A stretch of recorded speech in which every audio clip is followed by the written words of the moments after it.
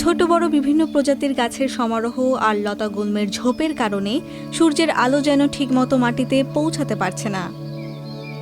দেখলেই মনে হবে এই ঘন বন জঙ্গল গড়ে উঠেছে শত শত বছর ধরে। কিন্তু না, এ বনের বয়স মাত্র ৩ বছর, তাও আবার কৃত্রিমভাবে তৈরি করা হয়েছে। ভাবছেন এমন আবার হয় নাকি?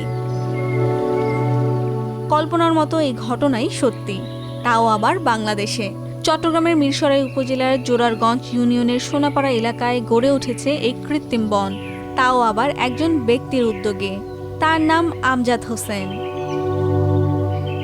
প্রকল্প সোনাপাহাড় নামে এ উদ্যোগের সঙ্গে জড়িতরা জানান, পরীক্ষামূলকভাবে দেশে প্রথম এই কৃত্রিম বন তৈরিতে সফল হয়েছেন তারা, যেখানে মাত্র ৪,৪০০ বর্গফুট জায়গায় ছোট বড় ১২০ প্রজাতির গাছ ও লতাগুল্মে ঘন জঙ্গলে পরিণত হয়েছে। তুলসী থেকে কদম, বাঁশ, বেত এসব প্রজাতির গাছ আছে এই বনে। যে পদ্ধতিতে দ্রুত সময়ের এই গাছ গড়ে তোলা হয়েছে তা হলো মিয়াওয়াকি ফরেস্ট পদ্ধতি। অল্প একটু জায়গায় অল্প সময়ে মানে পুরানো বয়স, মানে 10 বছরে 100 বছরের মতো প্রাচীন একটা আকার, অবয়ব এবং এটা উপকারটা দেওয়া সম্ভব হয়। সেই হিসাবে আমাদের একজন বন্ধু দেলোয়ার জাহান, তিনি প্রাকৃতিক কৃষি করেন। সুভাষ পালেকরের যে প্রাকৃতিক কৃষির ধারণায় কাজ করেন, উনি আমাদেরকে এটা বললেন। বলার পর আমরা বললাম যে আমরা এটা ট্রাই করবো। আমাদের এখানে কিছু ছোটোখাটো ঘর বাড়ি আছে, আমরা বাড়ির পিছনে এই বনটা ট্রাই করলাম এবং এটা ওয়ার্কআউট করলাম। এবার আসি মিয়াওয়াকি ফরেস্টের প্রসঙ্গে। এটি আসলে কি ধরনের বন আর তা গড়ে ওঠে কিভাবে? মিয়াওয়াকি ফরেস্ট মূলত বনায়নের নতুন একটি পদ্ধতি। জাপানের উদ্ভিদবিদ এবং উদ্ভিদ বাস্তুবিদ্যা বিশেষজ্ঞ অধ্যাপক আকিরা মিয়াওয়াকি বনায়নের এই পদ্ধতিটি প্রথম তৈরি করেছিলেন। উদ্দেশ্য ছিল প্রকৃতির স্বাভাবিক প্রক্রিয়ার মাধ্যমে মাত্র ২০ থেকে ৩০ বছরের মধ্যে শতভাগ জৈব, ঘন এবং বৈচিত্র্যময় বন তৈরি করা। এই পদ্ধতিতে লাগানো গাছ সাধারণ বনের গাছের তুলনায় ১০ গুণ দ্রুত বৃদ্ধি পায়। গাছগুলো বছরে অন্তত ১ মিটার করে বাড়ে। এই পদ্ধতিতে কোনো স্থানে ২০ থেকে ৩০ বছরের মধ্যে গভীর বন তৈরি করা সম্ভব। আর এই বনের বিশেষ বৈশিষ্ট্য হচ্ছে, এই বন যে কোনো সাধারণ বনের চেয়ে ৩০ গুণ বেশি কার্বন ডাই অক্সাইড শোষণ করতে পারে। বাংলাদেশে প্রথমবারের মতো পরীক্ষামূলকভাবে এই পদ্ধতিতে বন সৃষ্টি করা হলো, আর সেটিই হচ্ছে আমজাদ হোসেনের প্রকল্প সোনাপাহাড়। মাত্র ৩ বছর আগেই সেখানে ছিল খোলা আকাশ আর মাঠ, সেখানেই এখন বিশাল বন।